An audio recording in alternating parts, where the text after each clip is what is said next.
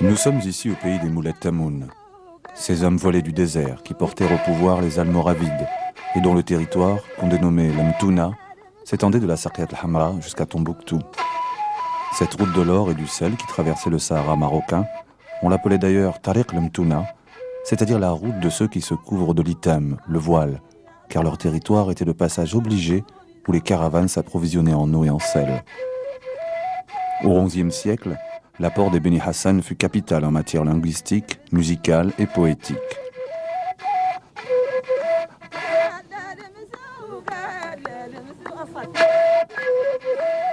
Voici sous un brouillard saharien la mythique ville de Smara, fondée vers 1888 par le cheikh Ma'al-Aynin, dont la renommée de vertu et de sainteté s'est répandue dans tout le Sahara. C'est en effet la Zaouia qu'il construisit là, sur un affluent de la Sarkiat al-Hamra, qui fut le noyau originel de ce qui deviendra la ville de Smara. Après avoir dominé le désert par sa parole ardente et le bruit de ses miracles, il entra en rapport avec la cour chérifienne. Voyant les périls qui menaçaient le Maroc sur ses côtes méridionales, Hassan Ier l'accueillit cordialement comme un prince de sang.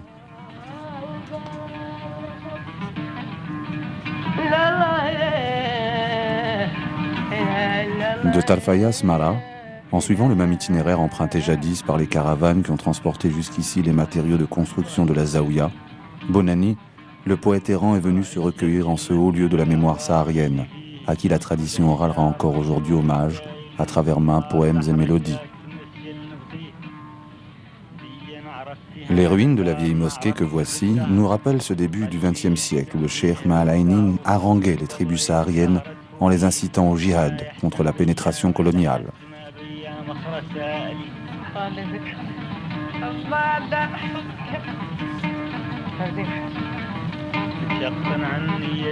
Le cheikh Ma'al-Aynin est né en 1830 dans le Hod, un des principaux émirats du désert avec celui d'Adrar, de Trarza, de Tagant, berceau de la musique savante des griots sahariens. C'est le sultan Moulay Abdelaziz qui lui avait envoyé les matériaux nécessaires à l'édification de sa Zaouia. Car avant cette période, le cheikh Ma'al-Aynin vivait à la Sarkiat al-Hamra sous les tentes. Les visites du cheikh au sultan du Maroc furent fréquentes et avaient principalement pour objet les menaces d'occupation étrangère qui pesaient sur les provinces sahariennes du Maroc. C'est alors que commence sa lutte contre la pénétration française, lutte qui finit par se concentrer au Sahara, où se livrèrent des combats sanglants qui engendrèrent de nombreuses difficultés à l'armée française. Après quoi, le cheikh Ma'al-Aynin est revenu dans le Souss.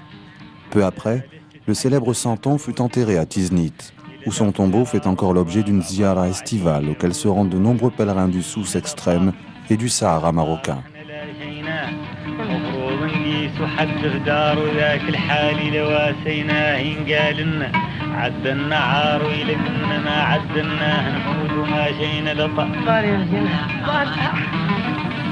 شيخنا الشيخ مال-Aynin على كل حال رجل عالمي، ولكن الله تبارك وتعالى خص به المغرب من دون كل أحد.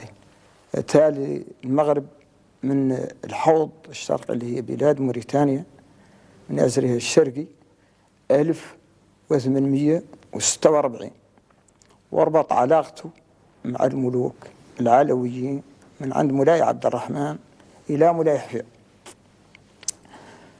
على كل حال شيخنا الشيخ مال-Aynin أتى لهذه الصحراء وسجل فيها له التاريخ وقفات علمية دينية أخلاقية، هذا يشهد بها له الجميع، وأصبح أبا للجميع وعالما للجميع، ويرجع له كل فتوى ديني أو شرعي أو جهادي يرجع الفتوى فيه للشيخ مال-Aynin حسب رغبات القبائل التي تحبونه عن طواعية منها، جعلته تؤول إليه في كل ما يريد وما تريده القبائل من جهاد ومن أعمال، فهو يرجع في هذه المدة لشيخنا الشيخ مال-Aynin، وهو يصل هم بالملوك العلويين، فالكلمة تخرج من الصمارة إلى فاس وإلى مراكش، وتأتي الأوامر من مراكش ومن فاس من عند الملوك ليبلغها الشيخ ماوي العنين لجميع القبائل اللي هنا. الشيخ ماوي العنين اشتهر بالعلم واشتهر بالجهاد وبالكرم، وهذا تشهد له به الصمارة. إن الصمارة قال الشاعر بالحسانية: مرحبتي باللي لا شاف تفرح كم من عريانة، ومرحبتي باللي ما يخاف مشي ما هو مولانا. الشيخ ماوي العنين ألف الكثير وكتب عنه الكثير، كتبت عنه فرنسا وكتبت عنه ألمانيا وكتب عنه المسلمون والشعراء. الشيخ ماوي العنين عليك السلام، يا شيخ ماوي العنين عليك السلام،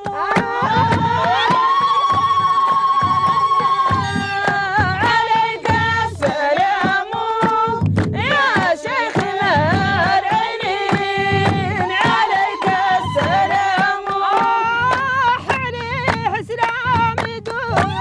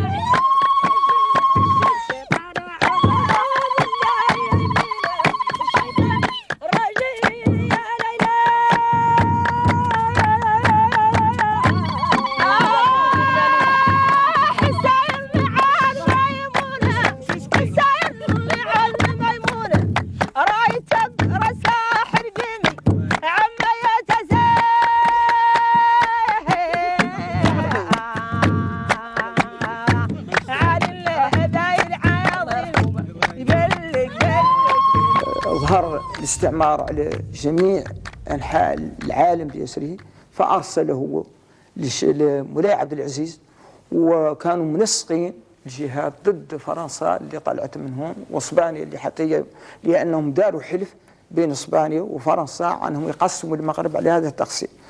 وهذا منين قسموا على التقسيم؟ عندهم هم الأخبار به، قاموا ضده بما لديه من وسائل، ومشى من هنا عنه له يدير اجتماع مع مولاي حفيظ، وعقب ذاك الاجتماع اطلع عنه هو يتقلب جاي قاس الصخرة، ومنين وصل تيزنيت وافاه الأجل المحتوم في تيزنيت 1910. من بعد ذيك الروح الوطنية والغيورية على الجهاد قام بها ولو الشيخ حمد الهيبة، فأعلن مولي حتى هو تبعا للشيخ ماوي العينين وتبعا للتعليمات من عند مولاي حفيظ أنهم يعلنون الجهاد في سوس والصحراء.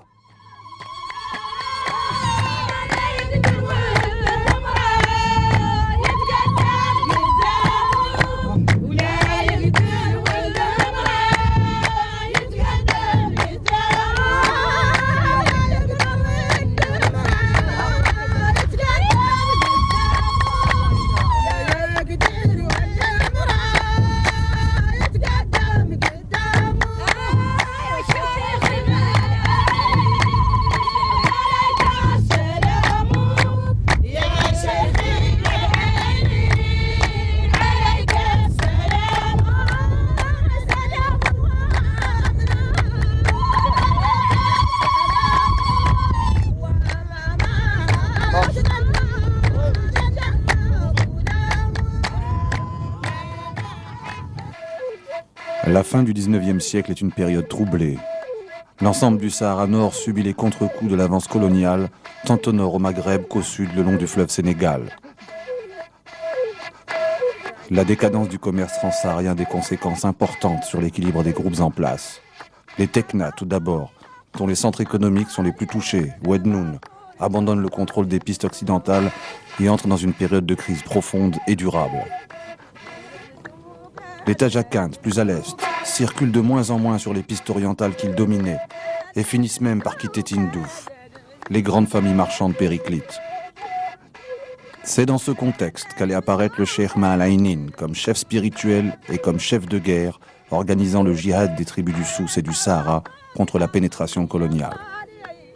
Sur ordre de Hassan Ier, les voiliers transportaient depuis Essaouira, à la fin de chaque mois, des provisions destinées au cheikh Maal Aynin ainsi qu'à la garnison de soldats marocains qui avaient pour tâche de surveiller les côtes sahariennes de nouvelles tentatives de débarquement européens.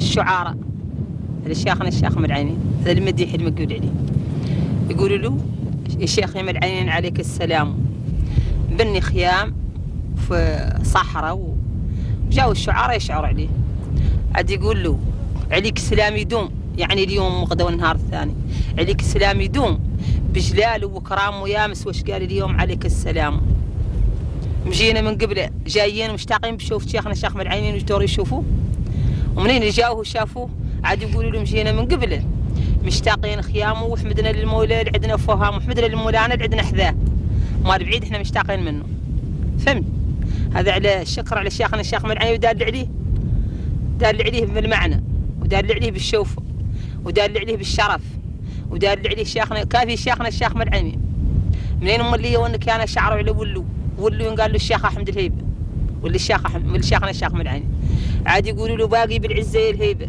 العزه زعمه العز كامل بقى بيه باقي بالعزه يا الهيبه حتى المهابه تبقى له ينبقى وينهاب يعني ينهاب فهمت معنى ينهاب ما يعدل له شيء خاسر يعدل له شيء ناقص به اللي الشيخ حمد الهيبه والشيخنا الشيخ مدعين ذاك قلت عاد قال له باقي بالعزه يا الهيبه حتى المهابه تبقى له قال له ابوه شيخنا الشيخ مدعينين قال له اللي حقك تقرا الكتب يقرا ويجي له يستفتى لك يلحق ذاك تقرا مطبوب يعرف عنه مطبوب لك عنه فاهم هو ذاك اللي هي يقرا فاهمه ما يحتاج حد يعلمه من فضل الله هذا قالوا له ابو شيخنا الشيخ مدعينين قال له باقي بالعزات اللي يلحقك تقرا الكتب ويجي له يستفتى لك يلحق ذاك تقرا مطبوب يعرف عنها مطبوب لك قال له باقي بالعزات الثنتين العزه كامله اللي باقي كل شيء بقى به الشيخ باقي بالعزات الثنتين منات اعمامك واخوالك والخاطيهم من قيد الزين ذاك لا ملكك حلال.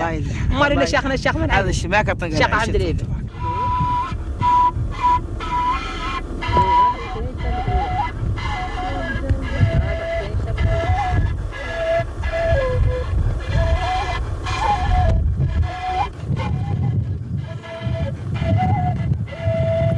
La nifara que voici est la flûte du berger saharien par excellence. Cette flûte traversière est typique au chant hassani de la Sirqat al-Hamra, alors qu'à l'Oued Noun, on a plutôt recours à une flûte oblique appelée zozaya. Au Sahara, on raconte l'histoire d'un vieil homme, comme celui-ci, dont le goût pour la musique était resté si vif qu'il se glissait en cachette derrière la tente où les jeunes gens se divertissaient avec les griots, tant où il ne pouvait apparaître publiquement en raison de son âge. Ne pouvant répondre directement aux moqueries de la jeunesse, il le fit par l'intermédiaire d'un quatrain qu'il donna à chanter aux musiciens. Il m'a fallu aller vers la musique. Certes, ce n'est plus de mon âge, je suis trop vieux. Mais l'épée de pur acier, le vent l'aiguise, la rajeunit.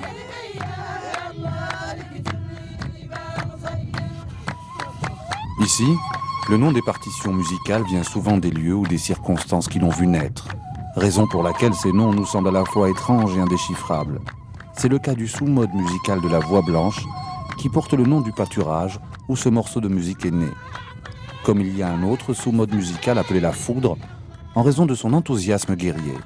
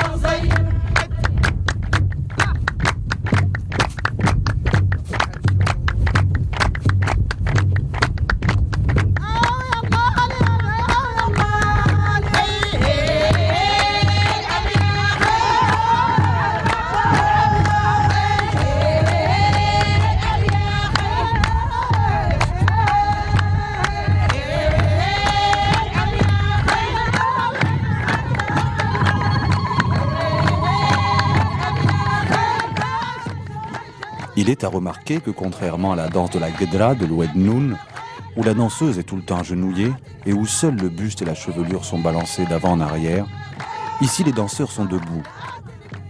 Du point de vue de la danse, le seul point commun entre la Sirqat al-Hamra et l'Oued Noun est la gestuelle gracieuse des mains et des doigts. L'Urgiz fait tellement partie de l'art de vivre saharien qu'il existe même une localité perdue dans le désert qui s'appelle tout simplement Urgiz, qui désigne la danse en langue hassani.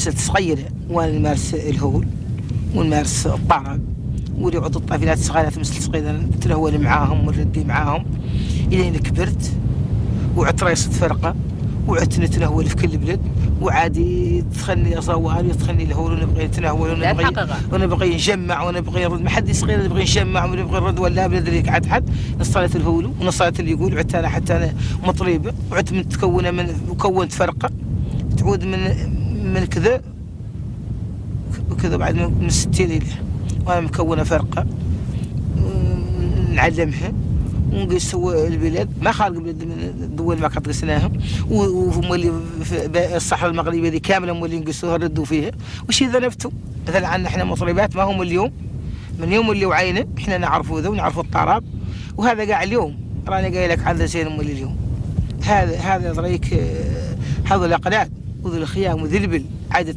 تفقد في شيء تاريخ قديم تفقد بزوان وتفقد خليك تفقد بشيء زين وتنهول من آدم ما هو متنهول يشعر مع شيء زين يشوفه يشوف الأرض الزينة ويشوف الأغلاد الزينين ويشوف الحية موسم ويشوف خيمة من الشعر البنية ويشوف شكاوي ويشوف تيزيات لا شيء نهول وشيء زين هذا شيء عايد نهول وزين.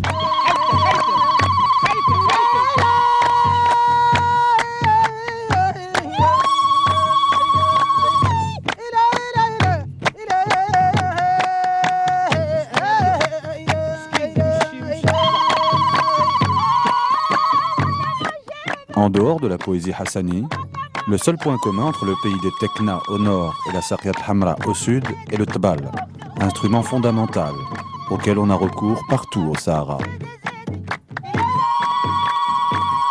Cette grosse timbale, tbal, qu'utilise cette troupe essentiellement féminine de l'Ayoun, a une grande importance sociale. Il s'agit d'un instrument semi-sphérique pouvant atteindre 1 mètre de diamètre. Jadis, cet instrument appartenait aux chefs de fraction et de tribu comme symbole de commandement.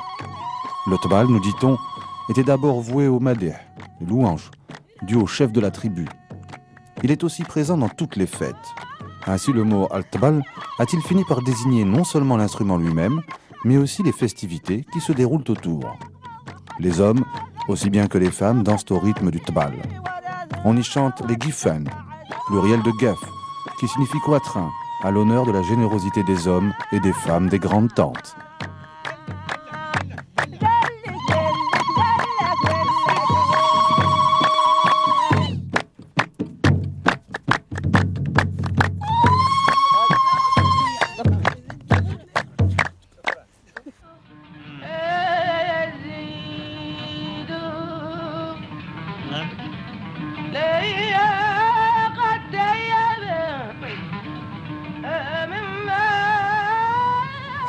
مرحبا خير ياك لاباس شحال ياك لاباس عليك ياك بخير ياك لاباس بالعافيه ياك بخير تفضل ياك لاباس مرحبا شحال الخيام الحمد لله لاباس عليك تبارك شحال الحي ياك بخير ان شاء الله مرحبا شحال الخيام ياك معافي ياك ما حد يجوش. Ici, c'est la tente des hôtes. Et juste à côté, celle de la famille Geibat qui nous reçoit. De braves et vieillants nomades qui nous reçoivent avec des calebasses de lait de chamel coupées d'eau en signe d'hospitalité. À l'origine d'El-Geibat, un wali, Sidi Ahmed El-Geibi, fait souche au sein d'un groupe de petits transhumants, mi-éleveurs, mi-agriculteurs, au sud de l'Oued Dra. C'est le point de départ d'une généalogie qui se développe au XVIIe siècle jusqu'à nos jours. Les écrits des lettrés ont retenu la date de transition, 1610. Les El-Geibat ont, 3 siècles durant, étendu leur zone de nomadisation, puis littéralement conquis par les armes, à la fin du XIXe siècle, un territoire pastoral immense, tout en se transformant en grands nomades chameliers. Lorsque les ressources pastorales d'une portion d'espace géographique deviennent insuffisantes pour les familles et les troupeaux, une partie de la population doit s'éloigner à la recherche de nouveaux terrains de parcours. Les moutonniers sont devenus chameliers. Les Geibat sont divisés en 12 fractions, ayant chacun un représentant ou cheikh, choisi à chaque génération dans le lignage aîné de la fraction. Ils nomadisent par fraction.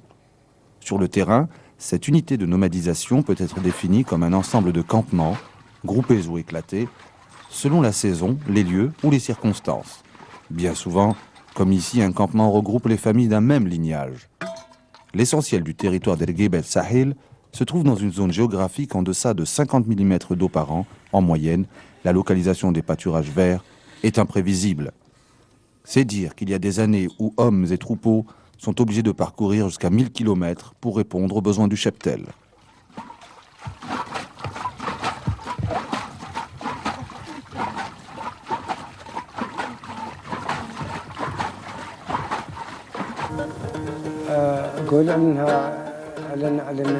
Je suis venu sans prévenir et j'ai trouvé le thé déjà servi par mon hôte. Que Dieu bénisse le chef de tente qui le sert, de même que le caravanier venu de loin qui en boit. Ainsi parlait le poète Hassani de ce signe distinctif d'hospitalité et de convivialité, qui revêt une place particulièrement importante dans l'art de vivre saharien. Paul Bowles avait donc raison de parler de thé au Sahara. Avec le lait de chamel coupé d'eau, qu'on appelle zrag, le thé est aussi la meilleure manière d'étancher sa soif sous l'accablant soleil du désert. Le luthiste, Wald Baddou, est l'un des meilleurs musiciens de Tidinit, puisque son oncle est le grand poète Saddoum de la tribu Kenta, mort en 1958. Tous deux issus de la grande lignée des griots, dont l'origine remonte à Saddoum Ould Ndartou, célèbre musicien et poète errant du XVIIIe siècle. Au Sahara, ces poètes errants allaient de campement en campement pour chanter les louanges des chefs des grandes tentes. Un art musical complexe qui s'est développé en particulier à l'ombre des émirs des Trarza et des Brakna, dont l'influence arrive aujourd'hui jusqu'à l'Ayoun. Ici, l'art musical est indissociable de l'art poétique.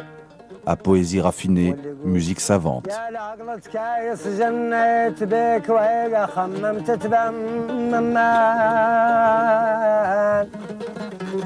بيك ويقى واللي وسيت بيك ويقى جاب البرهان بيك ويقى واللي وسيت بيك ويقى جاب البرهان نعرف ذات اللي هي ويقى هي وهو الاثنين. الشعر الحساني عنده بحور ما خالق بحر ما هو فيه، ما خالق بحر من البحور، هم بحور 7 على حسب عندنا احنا اللي مان الشعراء مال الشعراء عندهم اكثر من ذيك 7 فيها لاحقه تقريبا 100 تقريبا، ما خالق بحر ما منطلقين منه 4 و5 كل جانبه يبيض فيها ويكحل فيها. ولكن احنا الناس اللي مان الشعار نحسبوا لا ذوك البحور 7 ولا فيهم واحد ما ينقال فيه الشعر الحساني، قال فيه الغزل، وقال فيه المديح، وقال فيه الهجاء، وقال فيه البكاء على الأطلال، ما خالش ما ينقال فيه. ولكن اللي هو عليه العمدة شي ينقالوا البتيت وينقالوا البياض، هذو البحور هم اللي وشي ينقالوا الكحال، قالوا الصغير يقولوا له الناس عامة، هذو فيهم ياسر من أنواع الوزن الحساني لمختلف أنواعه. La tidinite, ce luth à 4 cordes, est un instrument joué exclusivement par les hommes. Sa caisse est creusée dans une pièce de bois unique, de forme allongée, mesurant 40 à 50 cm de long, et rappelle étrangement le gunbeli des Gnawa. La table d'harmonie est en peau de bœuf non tannée. Le manche s'appuie d'un côté sur le bord de la caisse et de l'autre est retenu par la peau elle-même dont il est étroitement solidaire. On distingue les 2 cordes médianes, qui sont les plus longues, sur lesquelles le musicien joue la mélodie, et les 2 cordes les plus courtes, qui sont situées de part et d'autre des premières. Les cordes sont plus pressées dans la noirceur, sonnent plus souvent à vide dans la blancheur. Dans la noirceur, l'échelle modale est plus complexe, comprend plus de degrés mobiles. Les griots disent que la noirceur est plus touffue, plus confuse, la blancheur plus claire et plus simple.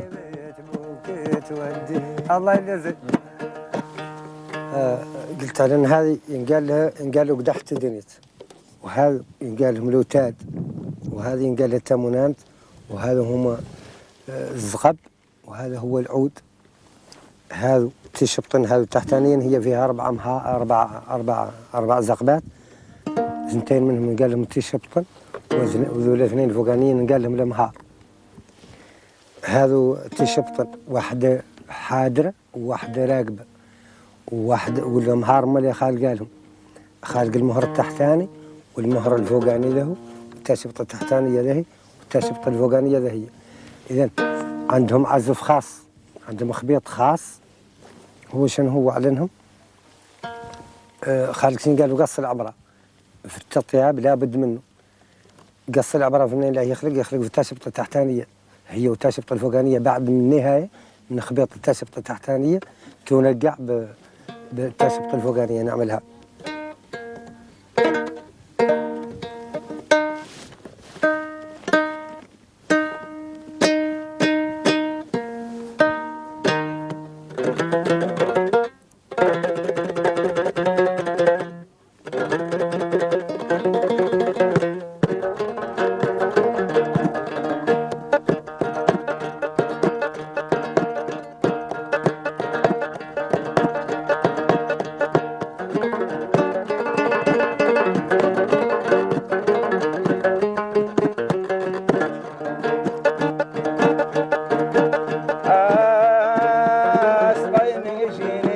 الله الله لما صايم يجيني يا مهند مساوي بعدي من قربي ونجي نتنسفل مقيد ونجيها معقول ونردي وخير الورى لمحمدي خير الورى يا محمدي خير الورى. Sur le plan des formes musicales, la musique au Sahara présente deux aspects. Un aspect blanc, al-janb al-bayda, considéré comme plus doux et plus agréable, et un aspect noir, al-janb al-kahla, qui cherche moins à plaire qu'à exciter. Le premier correspond à la fonction de divertissement de la musique, plus adaptée aux ghazals, aux chansons d'amour. Le second est plus adapté à la guerre et aux honneurs. Les Sahraouis ont un système musical complexe, où ils distinguent 5 modes et quelques 28 sous-modes. Il y a aussi le mode musical dit de la voix gnidia, qui est un mélange entre la voix blanche et la voix noire. Il s'agit de rdat, tacheté, qui combine entre noirceur et blancheur. De plus, il est possible de passer insensiblement de la noirceur à la blancheur, par exemple dans Kar, en abandonnant progressivement l'usage du ré et en accentuant de plus en plus celui du mi.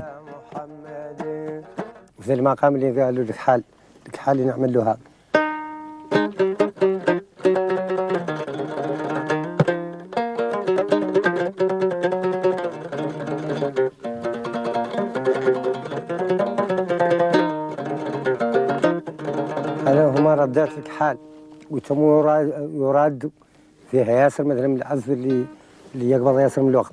يا غير هذا هو دخوله وهو عزفه لنا مطول له. فهمتني؟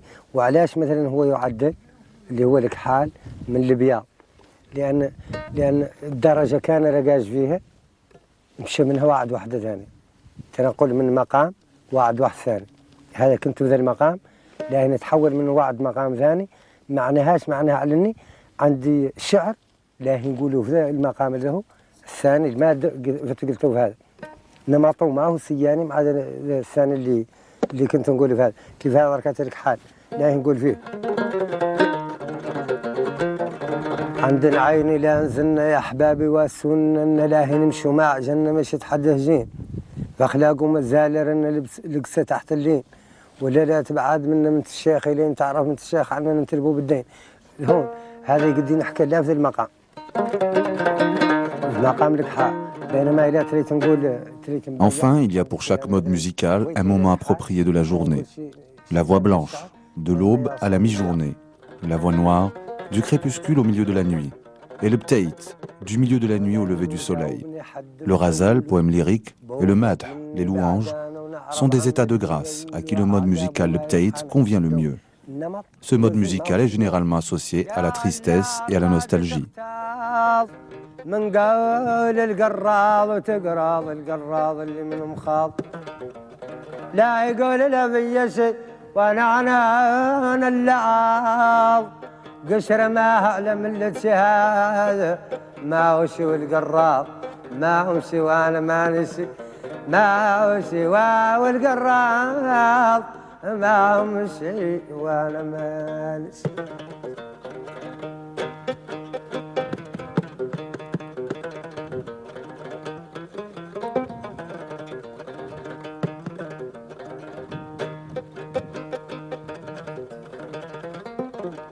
قلت لي ابويا خليني وقلت لي جيتي تجين وجيب النقام قيس الله يجرم دعسيني بني لزاق فيك قليل قيران سبت لك ديل زاق فيك اخضر من الليل قط الدبوسك وليت طيحت هذيك